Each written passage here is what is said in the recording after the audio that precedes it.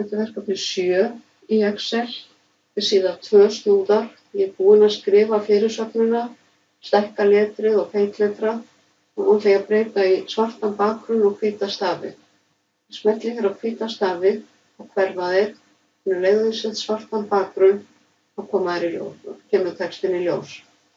Nú ætla ég að skrifa hér 18, íta á Ctrl og Enter og blanda saman tölum og texta.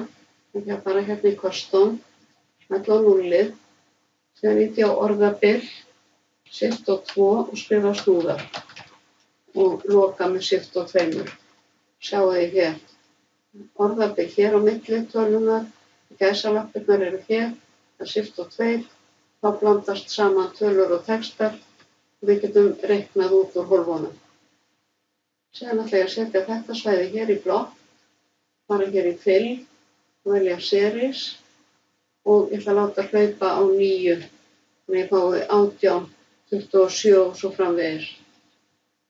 Það er hérna 18, 27, 36 og 45 snúða. Ég ætla að vista.